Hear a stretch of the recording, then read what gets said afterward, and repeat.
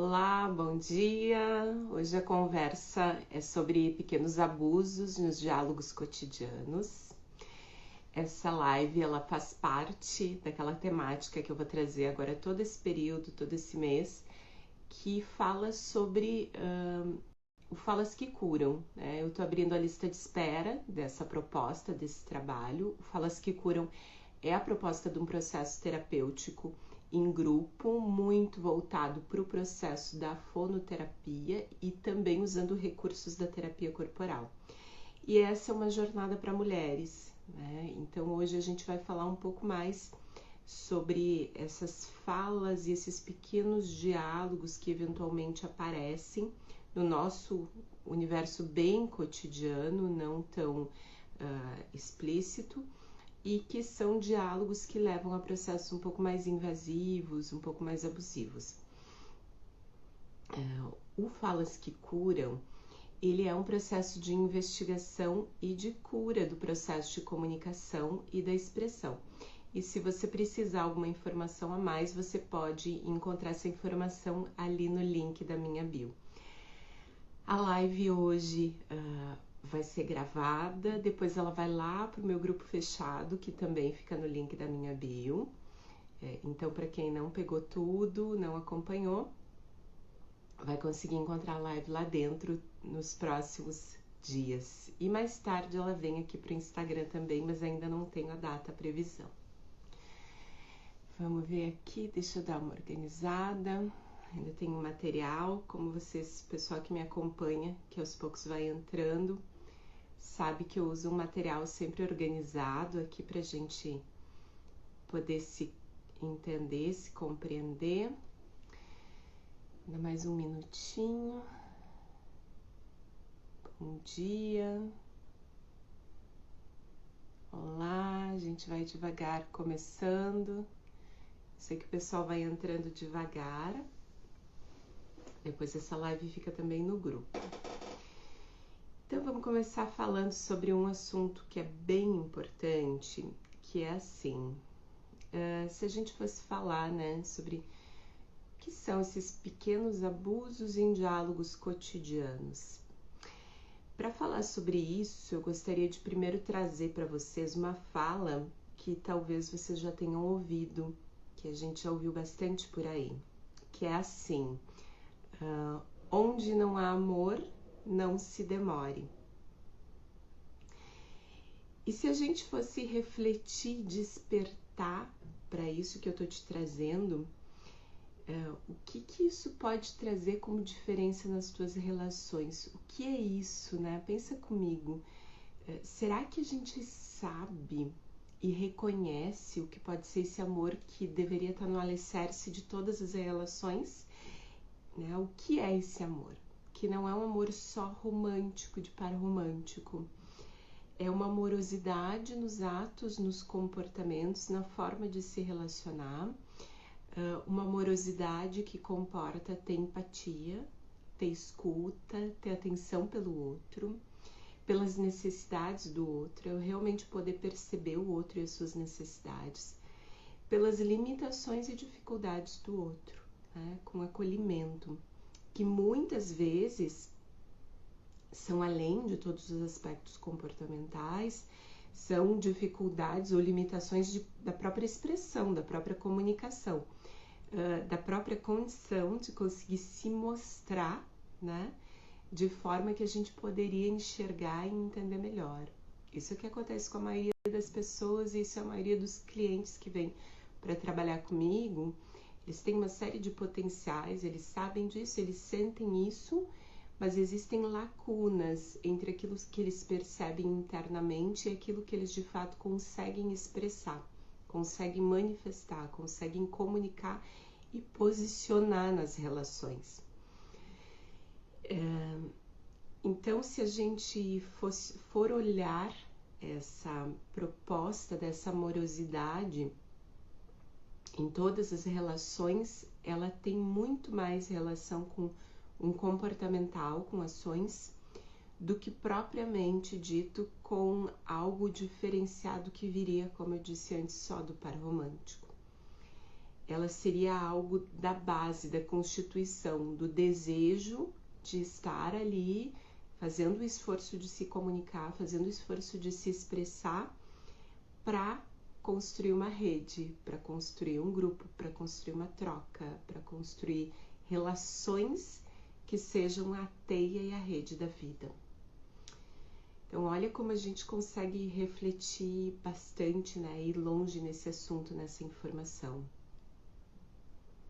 E aí, quando a gente começa a refletir dessa forma, a gente começa a se dar conta que a gente precisaria então poder pensar na relação como um estado de equilíbrio, né? Um estado de troca, onde a gente oferece e a gente recebe, a gente oferece e a gente recebe. E isso é dinâmico, né? Às vezes a gente vai precisar receber um pouquinho mais, às vezes a gente vai ofertar um pouco mais, mas essa troca, ainda assim, ela precisa poder acontecer para essa relação conseguir se mobilizar e conseguir seguir, conseguir permanecer crescendo. Então, se a gente pensar nesse equilíbrio, né, em todas as relações, naturalmente elas estariam comportando essa base amorosa. Isso, naturalmente, essa troca seria já, né, essa de base amorosa. E uma base amorosa de cuidado mútuo, que é sensível ao outro. Essa palavra sensível é muito importante, porque um dos aspectos que eu mais trabalho com os meus pacientes, os meus clientes, é a sensibilização. É trazer para a percepção coisas que estão adormecidas, que estão amortecidas, porque a gente está vivendo um tempo contemporâneo muito dormente. Então, essa sensibilização está sendo muito importante. Inclusive, sensibilizar as orelhas, né, para a gente conseguir perceber melhor as coisas que estão acontecendo. Então, esse aspecto do equilíbrio das relações, ele tem conexão com a base do aprendizado da vida. A gente imaginaria que isso seria natural, mas isso não vem pronto. Isso é aprendido. A gente treina essa habilidade de se relacionar, de construir relação e treina essa capacidade de construir uma relação equilibrada. E a gente começa isso lá no início de vida. Quem me acompanha sabe que muitas vezes eu vou falando sobre esse assunto, porque lá o início da vida é muito importante, conforme a gente vai percebendo ao que a gente foi exposto e o que a gente conseguiu treinar. E aí a gente consegue também perceber aquilo que não foi possível treinar, que são as nossas lacunas e que a gente precisa trabalhar e dar uma retrabalhada para aqueles tijolinhos ficarem melhor assentados. Então, eu falaria aqui, já lá do início da relação cuidador-bebê, lá quando a gente... Isso já acontece bastante, né, no processo de estar dentro do útero, já tem bastante informação lá. Mas quando a gente sai, quando a gente de fato nasce, esse campo de relação do cuidador-bebê, da pessoa que está no vínculo mais próximo, que é um vínculo misturado, que o bebê se entende sendo aquela pessoa, a partir daí, a partir desse vínculo é que começam os treinamentos de relacionamento. E um relacionamento que treina, inclusive o que a gente chama assim, a dialógica da relação, né? Lá nos primórdios do diálogo. Então, por exemplo, o cuidador propõe algo, né, e o bebê reage. Ou, primeiramente, o bebê assiste, né? Depois o bebê fica mais e mais reativo. Aí o bebê passa a imitar. Aí o bebê daqui a pouco vai também passar a propor alguma coisa. Então, esses são os primórdios, esse é o processo de aprendizado, é assim que a gente aprende. Por isso que uma pessoa lá no início da vida em isolamento, ela acaba carregando muitas marcas para o futuro dela, porque isso é muito doloroso, não poder ter esse processo de conexão lá no início da vida. Então, o que a gente fala a partir daqui? A gente fala assim, que a gente está treinando é um processo de trabalhar com campo sistêmico, com fenômeno de campo. depois esse material fica lá no meu grupo fechado, né? Então, quem ainda não está no grupo, quem perdeu toda a fala, vai lá para o grupo fechado que vai ter essa fala por lá. O que a gente está falando aqui de fenômeno de campo e de campo sistêmico? Lá no início da vida, como eu estava falando antes, não tem palavra, né? A gente tem processo de relacionamento e a gente tem interação com o cuidador, com o outro, com o meio, com o ambiental. Então, o que é isso? O que acontece ali de forma que vai possibilitar que mais adiante, quando todos os sistemas estiverem maturados, a gente consiga, através de um código, se comunicar, falar, trocar informação, né? A gente tem um código, tem aí uma língua e a gente se comunica.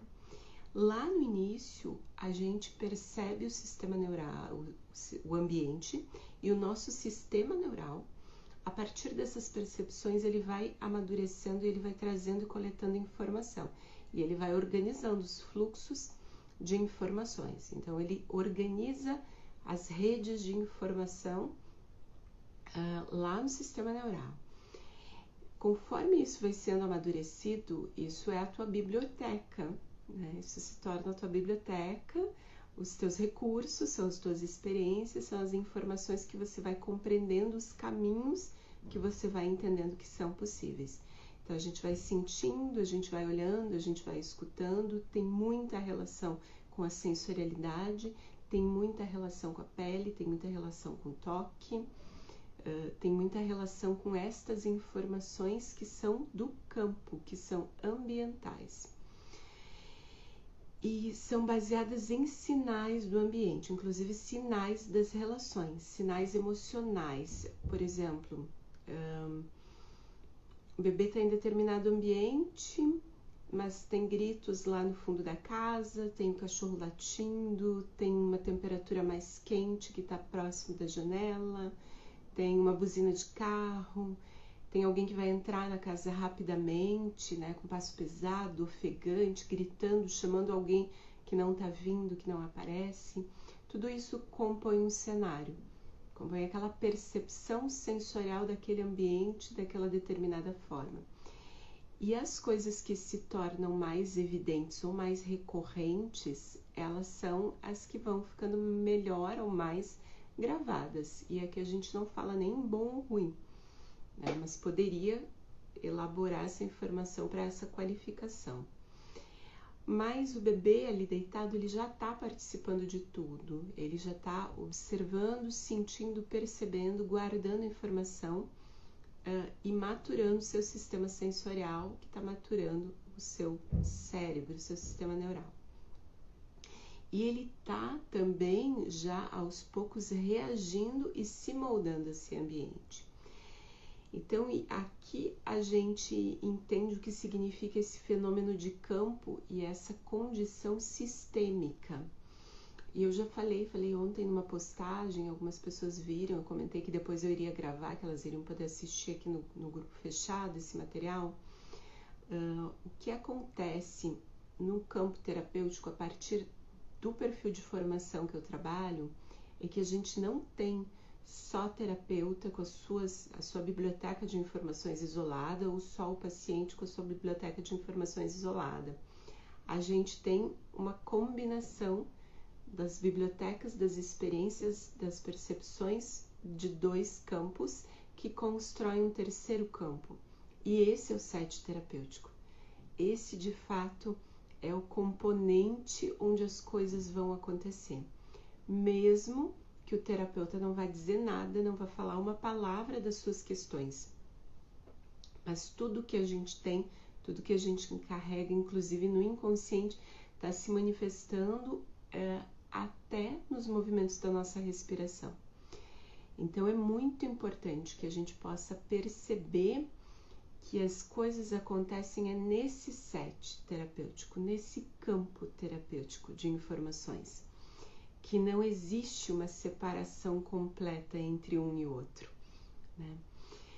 E quando a gente olha para isso, por exemplo, nessa linha de trabalho com a qual eu trabalho, isso é muito específico, que a gente chama de fenômeno de campo, ali a gente, terapeuta, treina as nossas sensações, as nossas percepções, o nosso olhar, porque a gente não está focando só nas palavras do paciente, né? A gente está focando no campo, a gente está focando nos fenômenos que se manifestam nele, nas sensações físicas e corporais que aparecem, né, boas e ruins, e é daqui que vem a terapia corporal, é dessa conexão do que se manifesta a partir do sistema neural nas reações corporais. E sim, o terapeuta também está interferindo ali com as suas experiências, e mesmo que ele não vá sair contando, falando as suas experiências. Mas aqui eu faço um recorte importante, que é, inclusive, muitas vezes é muito importante, quando o terapeuta vivencia algo mais impactante na vida dele, né? Ou ele, por exemplo, veio de casa e recebeu uma notícia muito densa, muito pesada, e ele vem para o atendimento. Ele não tem como fechar a porta e deixar completamente todas aquelas emoções ou a sensação de se sentir devastado com a notícia que ele recebeu. O mais interessante, porque isso vai entrar na sessão junto com ele, o mais interessante é que o terapeuta consiga posicionar aquele cliente, aquele paciente que está chegando, de que algo aconteceu com ele, que ele está com essa sensação junto, né? Mas que ele só precisa de um tempo para se acomodar e para iniciar, porque aí o cliente consegue fazer leitura de que aquilo que aparece no campo e que ele está sentindo não é algo em relação a ele, é algo que o próprio terapeuta vivenciou anteriormente e que foi difícil, né? E que ele precisa seguir o dia dele, mas ele não pode fechar completamente a porta. E quem já não vivenciou isso, né? Quem trabalha com atendimento sabe, muitas vezes a gente está saindo de um cenário, recebe alguma informação muito difícil, muito pesada, precisa tentar se recompor para receber uma pessoa e acolher todas as dificuldades que ela está trazendo, né? Então sempre lembra que fenômeno de campo tem relação com isso. Isso é um processo vivo, isso é um processo dinâmico. A gente não bate a porta e deixa todas as nossas emoções, tudo aquilo que o sistema neural e o corpo está processando, e rapidamente a gente fecha essa porta e consegue olhar para o cliente e isolar completamente. O cliente vai sentir que tem alguma coisa estranha. Então o melhor é verbalizar. Por isso que a gente fala dessa conexão de fala e de corpo e de sistema neural, porque isso tudo é conectado. Então, pensando assim no fenômeno de campo, lembra que esse material vai lá para o grupo fechado, e se você quiser lá no grupo também, você pode compartilhar esse material depois e reolhar um pouco essas informações e levar dúvidas e questionamentos. Mas falando do fenômeno de campo, que relação será que tem isso com esses pequenos abusos em diálogos cotidianos? Aqui, a primeira coisa que eu quero te contar é por que eu estou gravando essa live. Eu resolvi gravar esse material para depois distribuir nas redes, falando sobre esse tema. Porque este fenômeno de campo, ele cria uma rede sistêmica de informações que vão se conectando. E é muito interessante a gente que atende clientes que vêm de lugares diferentes, com informações diferentes, com às vezes demandas um pouco diferentes, né? Tem pessoas que vão trabalhar uma questão super articular, de motricidade. Tem pacientes que comigo, que sou terapeuta, já vão trabalhar uma questão expressiva ou de comunicação um pouco mais profunda, um pouco mais subjetiva, mais conectado com isso que está passando no inconsciente. E as pessoas vêm de lugares diferentes, não se conhecem, cada uma tem o seu processo individual, muitas vezes, alguns processos são de grupo, a maioria individualizado, e muitas vezes acontecem de, na mesma semana, os clientes trazerem assuntos que estão conectados, eles estão vivenciando questões que são conectadas. E o que aconteceu na minha clínica é que nas últimas semanas eu atendo muitas mulheres, né? Eu atendo alguns homens que fazem um trabalho muito bacana de desenvolvimento, de treinamento, processo de comunicação, mas eu atendo muito mais mulheres. E a maioria dessas pessoas, todas as pessoas dessa rede, traziam situações onde quando elas estavam percebendo de uma forma um pouco mais profunda, elas viam que a questão delas estava conectado a algum processo invasivo. E que são processos que não são abusos evidentes, explícitos, ou os que a gente tem conversado mais e tem já acordado para eles. São invasividades mais cotidianas, em pequenas falas, em pequenas atitudes, e que muitas vezes as pessoas não se dão conta que são processos invasivos. E esses processos invasivos mantêm as pessoas em relações com pequenos abusos. Então, eu estava percebendo que o campo sistêmico da minha clínica estava muito mexido com esse assunto. Eu estava já construindo ali a proposta, né, querendo abrir essa lista de interesse para o Falas que Curam, que é uma proposta mais voltada para mulheres, realmente.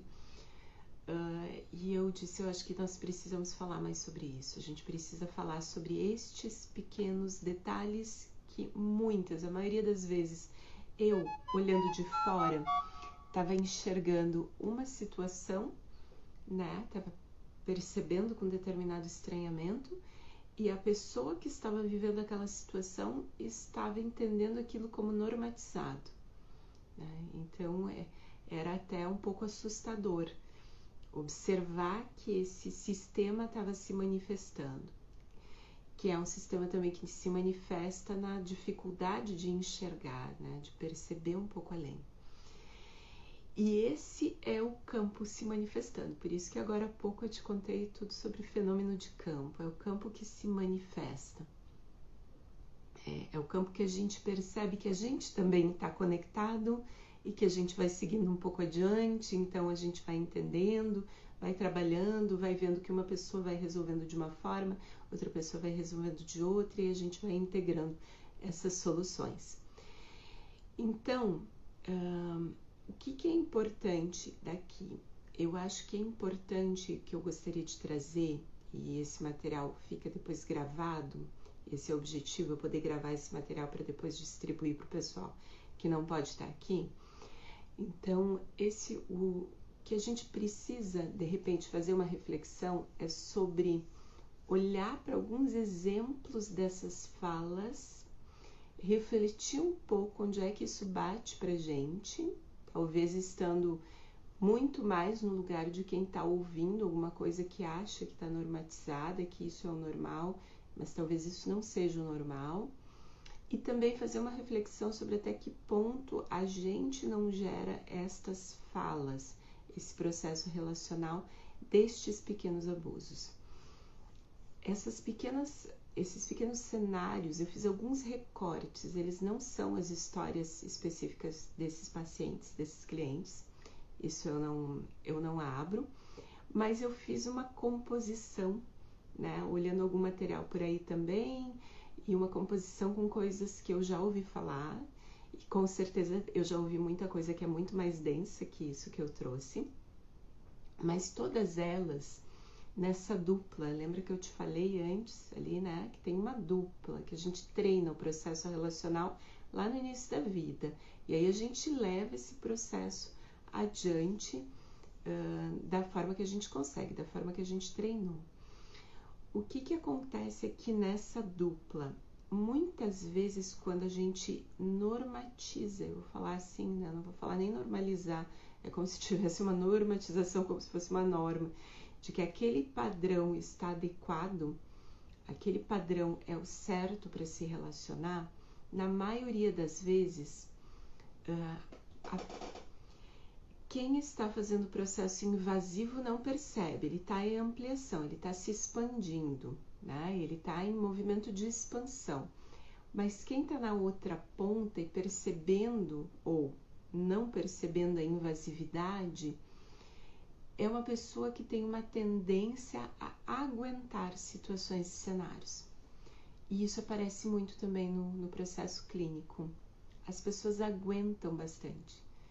Eu digo assim, elas e nós, porque eu com certeza também já passei muito por essas situações, a gente fica treinado em aguentar, a gente suporta demais algumas coisas.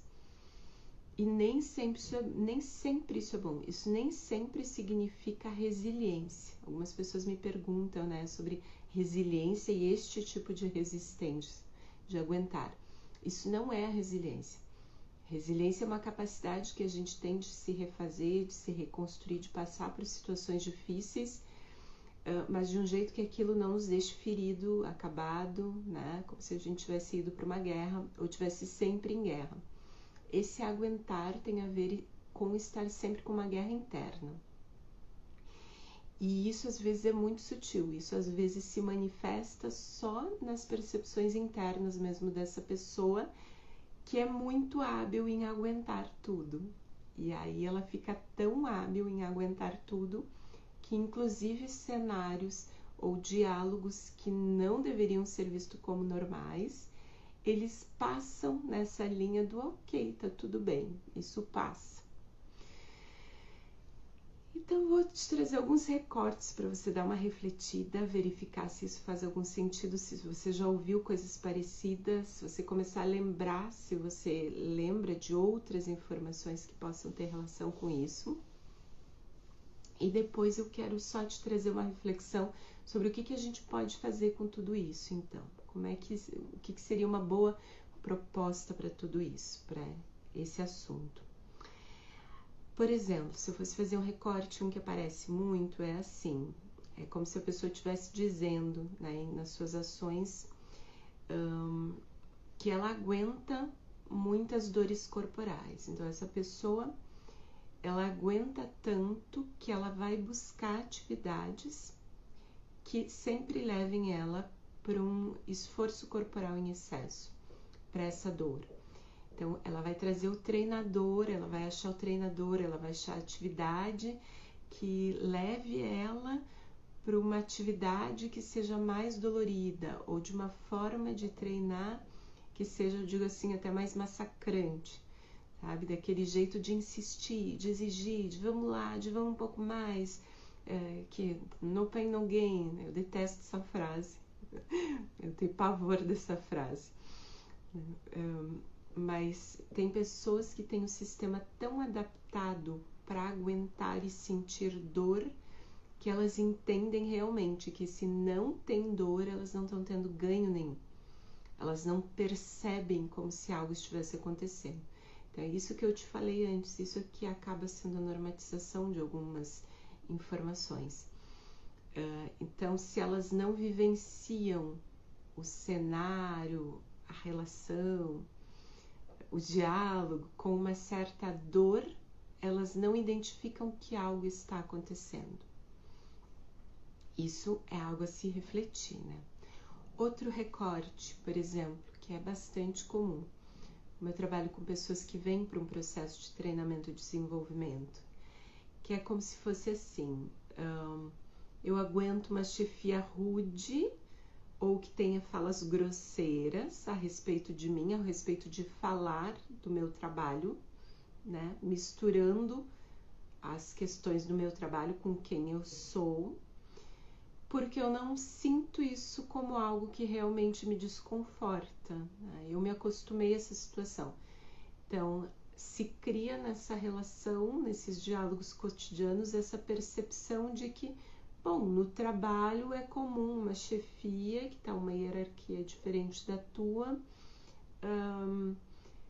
trazer as informações de forma agressiva, de forma grosseira, de forma ríspida, de forma a cobrar o assunto, de forma a misturar e assim, as pessoas me trouxeram já falas muito densas em relação a isso. É realmente uma situação invasiva de alguém que não é do teu entorno, que não tá te trazendo uma crítica para você crescer, para você entender. É alguém que simplesmente despeja, mas tu tá de novo fazendo essa porcaria, né? Obrigada. Kaiser, que bom que você tá aqui, saudade de ti. Então, a gente se adapta, a gente se acostuma com esse jeito de ser tratado em determinado ambiente, como se aquele ambiente já pressupõe que a situação deveria se formar desse jeito. Claro que hoje muitas organizações, eu trabalho com a maioria dessas, assim, nessa outra linha, já vou explicar por quê. Muitas organizações já estão entendendo que o processo de relacionamento precisa ser diferente e que é isso exatamente que faz com que as pessoas fiquem mais engajadas, fiquem mais colaborativas, fiquem mais proativas e que consigam lidar melhor com as suas próprias limitações. Então, existe uma forma de fazer isso, existe uma forma de falar sobre aquela tarefa que não está acontecendo bem, mas é uma forma que não desqualifica a pessoa. É uma forma que de nenhuma hipótese precisa envolver alguma fala mais invasiva, alguma fala mais abusiva para que alguma coisa possa acontecer, para que alguma atividade possa acontecer. Então, isso não é necessário. Então, essas organizações que estão abertas a isso, elas já vão vir fazer, por exemplo, um processo como o que eu trabalho, processo de treinamento, de desenvolvimento do processo de relacionamento. As organizações que ainda não enxergam isso dentro da cultura e lidam com essa situação, elas não estão abertas para essa conversa. Né? Por isso que eu comentei, com essas eu praticamente não trabalho, porque elas não se abrem para a conversa. E o que é difícil é exatamente a gente, enquanto par desse diálogo, entender isto como o normal ou como o que a gente deveria esperar de estar numa organização, de estar num trabalho. Tá? A gente acaba passando a régua e levando isso para as outras relações do lado de fora. A gente vai acabar levando para uma outra relação pessoal, a gente vai levar isso para uma relação de amizade, a gente vai levar isso para uma outra sociedade que a gente daqui a pouco deseja construir, porque a gente entendeu que é assim que funciona. Lembra que eu comentei lá do sistema neural, primeiro ano de vida, ele guarda o caminho de informação, porque ele quer usar menos energia, ele está certo.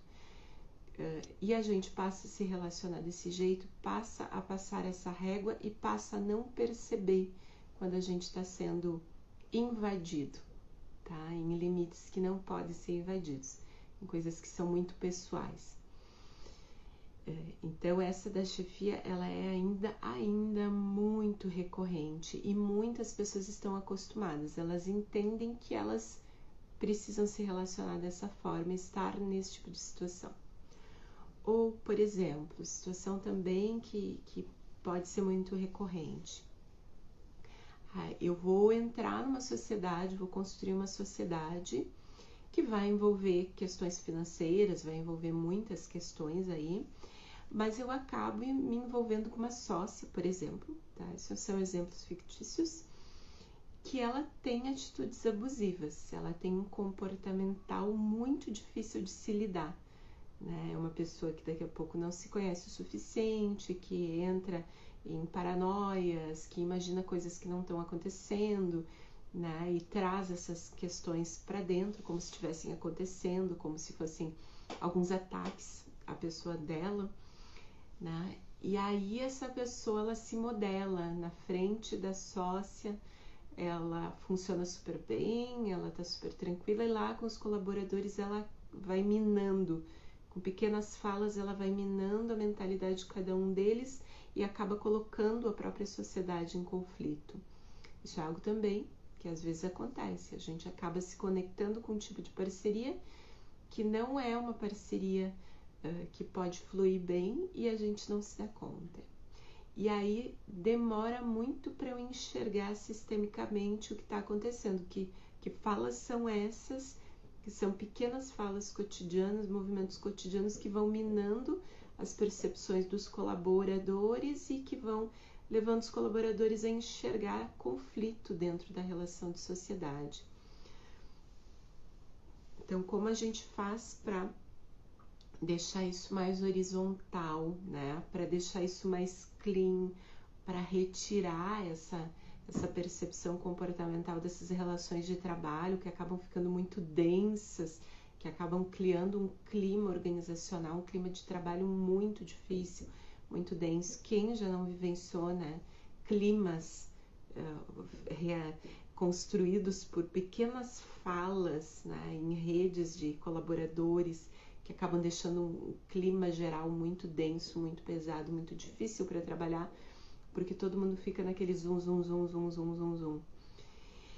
E isso acaba compondo a cultura daquela organização, daquele lugar de trabalho. Então, essas também pequenas falas, às vezes elas vêm de algum núcleo abusivo, como eu te comentei aqui, que vem lá da sociedade, que tem um conflito e que já vai minando com pequenas falas dos seus colaboradores ou permitindo que a cultura da organização se construa a partir desse zoom, zoom, zoom, né? Sem conduzir a cultura de fato para um caminho bom, sem conduzir essa construção da cultura da organização. E o complexo, às vezes, é que essas relações não se desconstroem, porque, por exemplo, nesse perfil de sociedade, às vezes, quando envolve uma questão financeira muito grande, as pessoas colocam numa hierarquia, né? Essa questão financeira é a mais importante de todas e eu vou deixar todo o resto acontecer em função de manter essa situação financeira. Isso é algo mais denso, mais difícil de lidar, porque nem todas as pessoas conseguem. Bom, então vamos achar uma forma de dissolver isso e resolver. E aí uma outra questão que eu trouxe até como é meio surreal, mas é engraçado, isso é uma história verídica, tá? Tudo que eu falo aqui é verídico, não é de uma pessoa só, é uma composição, não é de um cliente só, mas isso tudo é verídico, isso acontece. Que é o padrão daquela pessoa que aguenta pequenas falas que remetem assim: aguento uma relação que julga minhas características físicas em tom de deboche, porque não percebo que não precisaria estar ouvindo isso, ou porque falas em tom de deboche são comuns em todas as minhas relações. A gente já vai falar um pouquinho mais sobre o que seria isso, tá? Mas é muito comum também.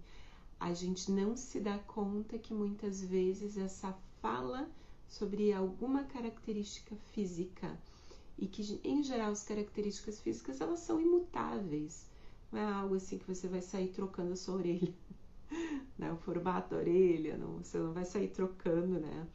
A cor do seu olho, qualquer outra coisa. Mas existe uma forma que às vezes as pessoas comunicam alguma informação para você de algo físico que é completamente invasivo, né? Que te coloca num lugar onde você não tem o que fazer com aquela fala, a não ser ou refutar ou acolher aquela fala e ficar se sentindo mal. E isso é muito corriqueiro, é mais corriqueiro do que a gente imagina. E às vezes são falas muito curtinhas. Então, todas as situações mais ou menos que eu relatei acima, elas estão representando um campo, né? Um ambiente que a gente acaba se moldando, se adaptando, normatizando. E é dessa forma, na maioria das vezes, a gente pode estar envolvido nesses diálogos que são pequenos, são cotidianos, são pequenos comportamentos, são invasivos, são abusivos e às vezes as pessoas param de perceber porque elas perdem aquela capacidade de sensibilizar para aquela informação. Lembra que eu falei antes que a maior parte do meu trabalho na clínica, no atendimento, é com sensibilização? Porque na maior parte das vezes a gente perde a capacidade de perceber aquilo com diferença ou com estranhamento. A gente acaba entendendo aquilo como algo que faz parte. Isso é um perigo imenso, muito grande, porque aí o teu organismo vai dar outros sinais quando ele perceber abuso.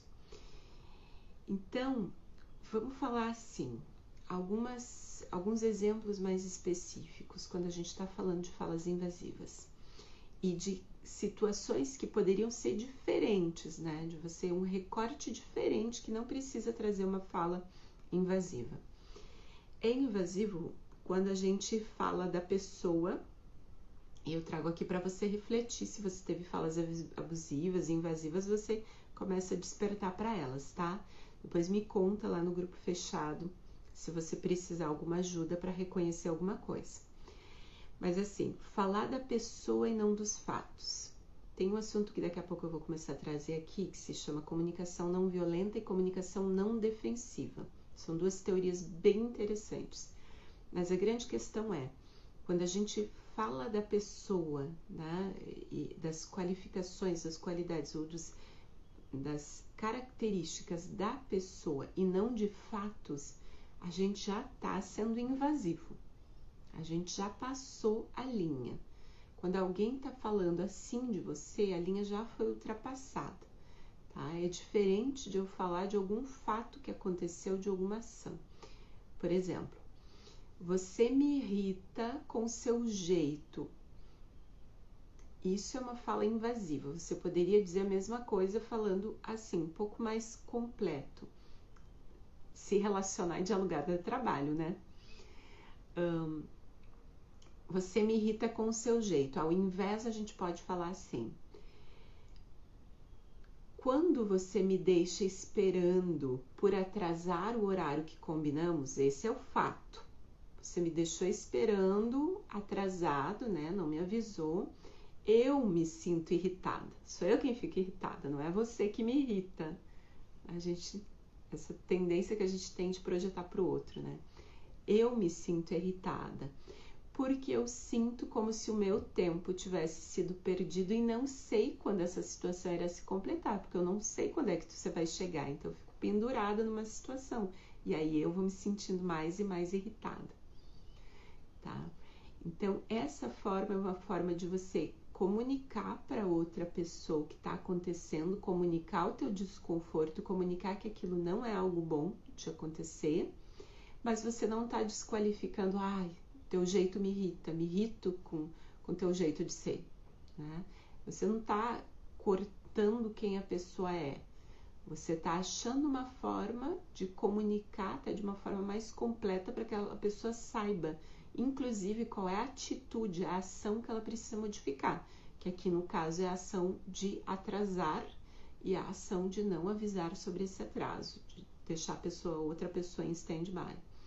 Então, olha como é rico quando a gente consegue pensar. E essa fala mais construída, ela vem dessa visão da comunicação não violenta e da comunicação não defensiva.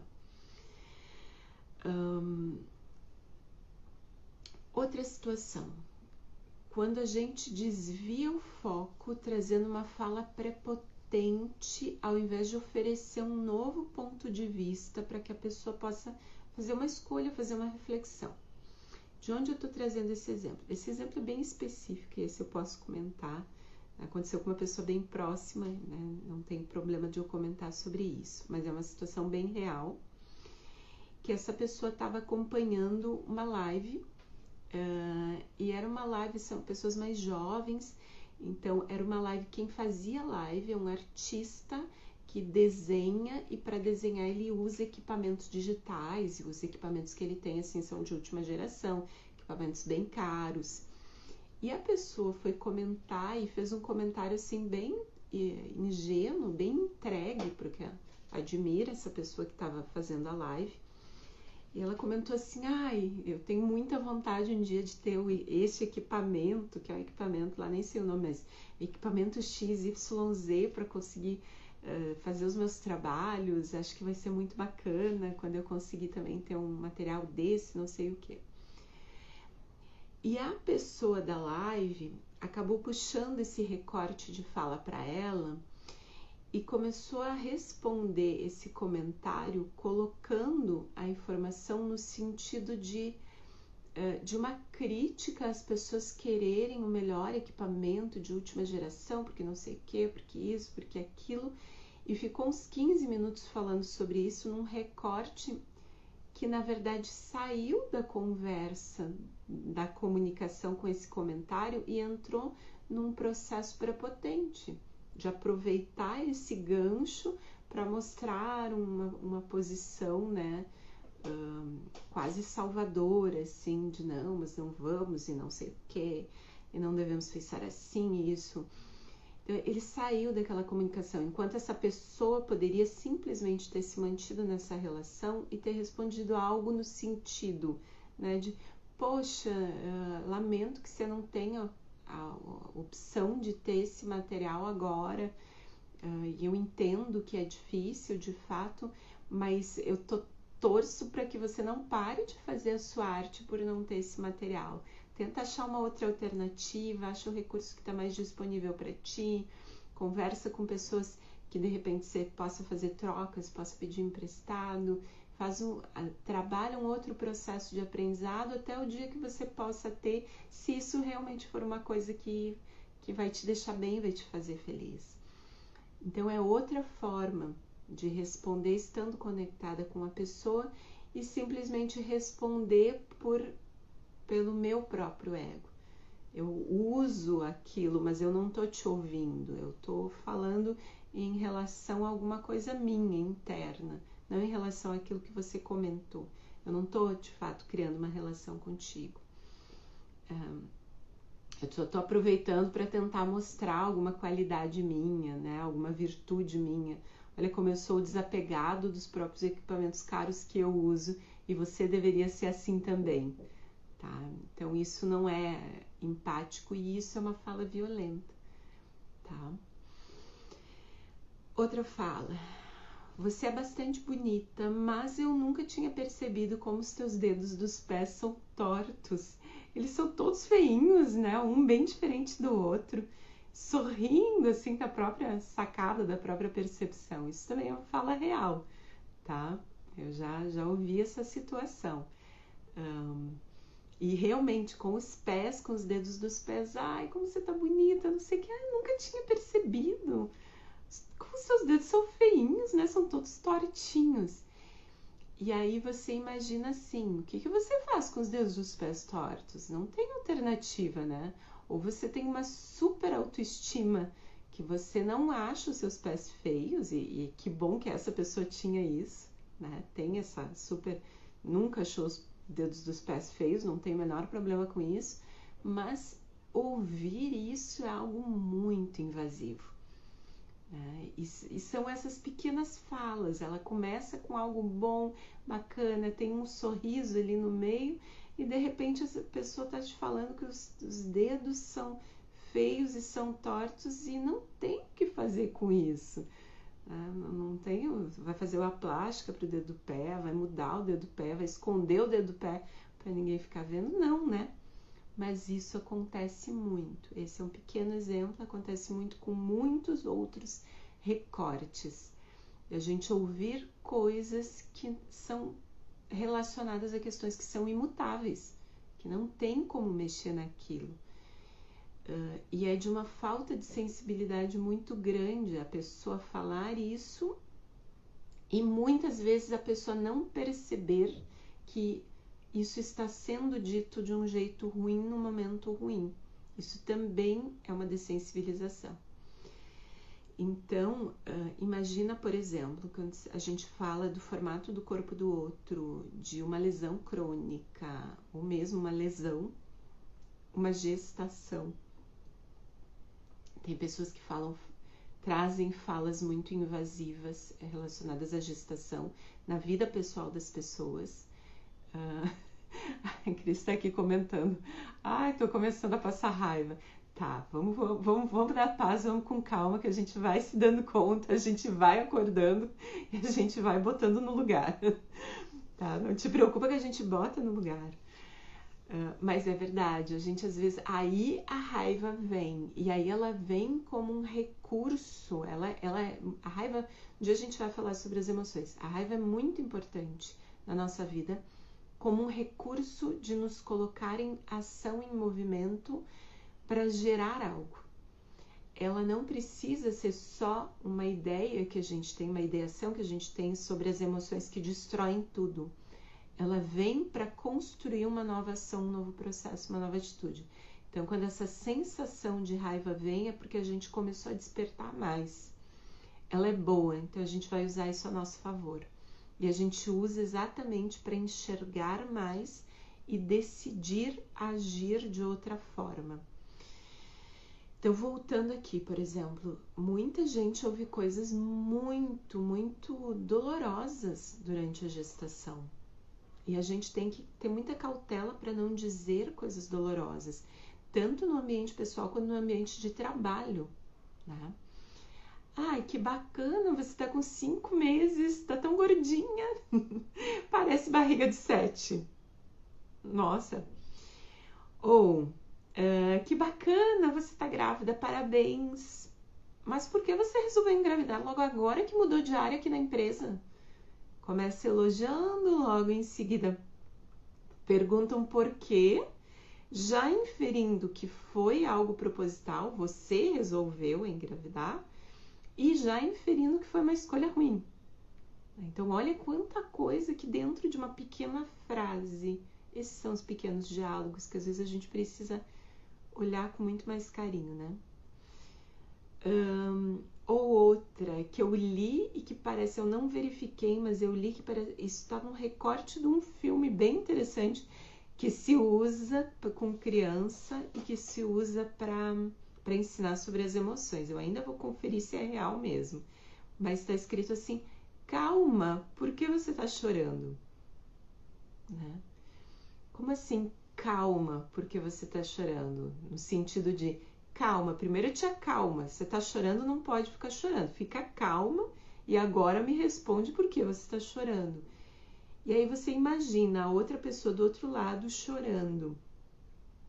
Então eu não estou conversando com a outra. Ui, é um pouquinho rouca. Eu não estou de fato conversando com a outra pessoa. Eu estou falando de acordo com o que eu gostaria que acontecesse. Primeiro eu gostaria que a outra pessoa tivesse calma e depois eu quero que a pessoa me diga porque ela está chorando. E a pessoa está no meio de uma situação emocional, ela não deve nem estar conseguindo falar com ela mesma. Como é que ela vai sair dessa emoção, organizar as palavras e me dizer o que está acontecendo? Então você viu como nessa pequena frase isso é muito invasivo. Isso é um início de um diálogo já abusivo. Eu não tenho como mobilizar aquela pessoa, eu tenho só que permitir que ela siga naquele estado emocional e de alguma forma eu vou tentando achar um recorte para estar junto com ela. Então, uma forma que eu poderia fazer isso é dizer assim: tem alguma forma de eu te ajudar nesse momento? E deixar outra pessoa, se tiver, ela vai expressar. Senão, você só fica junto, deixa chorar. Aí você pode esperar mais um pouquinho e dizer assim: se você precisar, me diz que eu te ajudo. Senão eu vou ficar aqui contigo. Só isso. É diferente de você dizer: calma, por que você está chorando?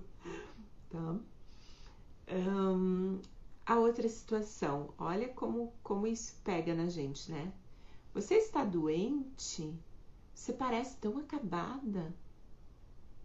E aí você pode olhar e dizer assim: não me sinto acabada, eu me sinto cansada e sobrecarregada. Talvez por isso você tenha percebido algo, mas você se equivocou. É cansaço mesmo. Então isso também é uma forma de devolver uma fala invasiva. Outra, quando vocês vão encomendar um bebê? Nossa, olha só, pensa comigo. Decidir ter um filho passa por tanta coisa, tanta construção e a gente decide, mas não é algo que não é como ir comprar uma fruta nova na feira, né? Ah, vi que chegou pitaia, vou lá buscar uma pitaia porque é uma fruta que eu não como sempre, vou comprar uma pitaia. Ter um bebê não é assim. É um processo de construção. Então você traz faz uma pergunta direta para uma pessoa que ela não tem condição de te responder de um jeito direto. E se essa pessoa é um casal e se esse casal já tenta há muito tempo? Olha que doloroso é isso, né? E não está conseguindo. E se eles decidiram que eles não querem ter? Né? Então são perguntas que podem ser muito invasivas. E uma forma é a gente dizer assim, a pessoa pergunta: quando vão encomendar um bebê? Boa pergunta. E deixa no ar. Ou, boa pergunta, vamos ver o que a vida vai dizer. Porque é uma pergunta indireta, eu vou responder de uma forma também evasiva, de uma forma subjetiva, de uma forma não direta, tá? Outra que eu vi que é bem interessante, essa roupa ficaria melhor em você se você tivesse mais peito, quem sabe dá ela para sua prima. Nossa, quanta coisa dita aí, né? De novo, falando sobre o corpo do outro, de algo que falta no corpo do outro e comparando com uma pessoa que naquela visão tem algo que você não tem. É muito complexo, né? Outras que a gente já conhece um pouquinho mais, você fica me provocando. Quando respondendo isso, justificando uma ação, uma reação própria. É você que está me provocando, por isso que eu funciono assim. Tem que ter muita cautela com essas falas que projetam a solução no outro. E outra que eu separei também, que eu achei muito interessante, que sim, a gente muitas vezes ouve e não se dá conta. A gente só tá morando juntos, mas não somos casados. Assim, estamos morando juntos, faço questão de ressaltar que não somos casados. E aí deixo claro que na minha percepção de relação existe uma separação de hierarquia. Moro junto com alguém, mas você não é uma pessoa para estar casada. Ou, não, mas casar é uma outra coisa. E aí a gente fica se perguntando, o que será que significa casar? É assinar um papel? Ou quando é que chega uma hora do relacionamento, né? Entre você estar numa relação e que aí quebra uma parede e diz assim, agora eu me sinto casado, né? Eu vou lá, vou morar junto, sei lá, 2, 3 anos e agora eu vou me sentir casado com alguém. Vamos completar aqui essa fala, mas esse material fica gravado. Nós temos 3 chaves para reconhecer e lidar com esses pequenos diálogos ou cenários invasivos e abusivos. A primeira chave que eu quero te deixar é dar atenção aos sinais que são não verbais, que estão acompanhando esses diálogos. Então, são sensações no corpo, foco no olhar, a vontade do corpo, né, de sair dali, de repente de sair correndo dessa situação,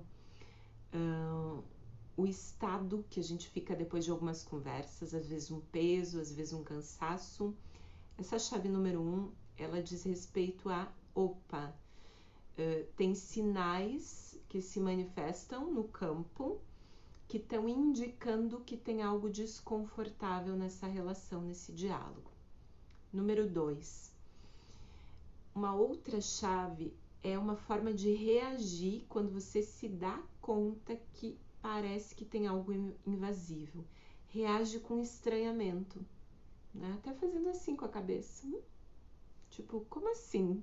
Tô ouvindo algo estranho, né? Tô ouvindo algo que parece que está sendo invasivo aos meus limites.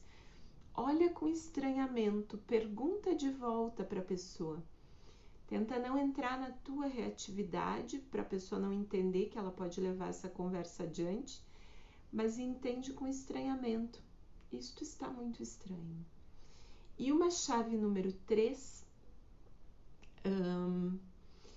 que é o seguinte, percebe e toma consciência de que quando a gente se dá conta que existem essas pequenas falas abusivas ou invasivas, a gente não está num diálogo. Isso é o mais importante. A gente está num monólogo da outra pessoa. Essa outra pessoa está respondendo a questões dela. Ela não está respondendo questões do campo, questões do diálogo, questões nossas. Ela não está trazendo algo para realmente ter um retorno. Ela está só fazendo um comentário dela com ela mesma e jogando para fora, jogando para você. E quando a gente está num monólogo, não tem nada a ser feito. Então, essas 3 chaves são bem importantes nessa situação. Esse material todo agora vai ficar gravado. O aplicativo aqui cortou a minha live, mas eu vou juntar essas 2 partes. E esse material editado eu vou colocar lá dentro do grupo fechado que está no link da bio, para o pessoal poder completar. Mas dá uma refletida sobre tudo isso e principalmente pensa nessas 3 chaves, que eu acho que é o que é importante ficar também para esse assunto, para a gente conseguir aos poucos ir despertando. Muitas vezes a gente não está num diálogo, muitas vezes a gente está num monólogo. Então é importante que a gente se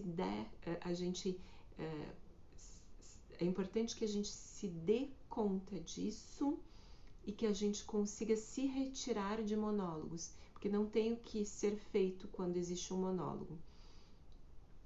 É importante que a gente comece a demonstrar estranhamento quando a gente ouve algo que não encaixou bem. Ao invés de demonstrar reação ou tentar responder ao outro, estranha. Realmente ache estranho. Mas isso que você está me dizendo é muito esquisito. Você está perguntando uma coisa estranha. Você tem certeza do que você está falando?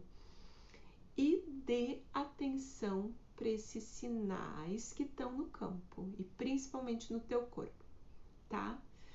Fica aí uma fala grandona, passamos do tempo aqui mais de 1 hora, agora esse material editado vai lá para o grupo fechado, ainda hoje vou estar subindo por lá, certo?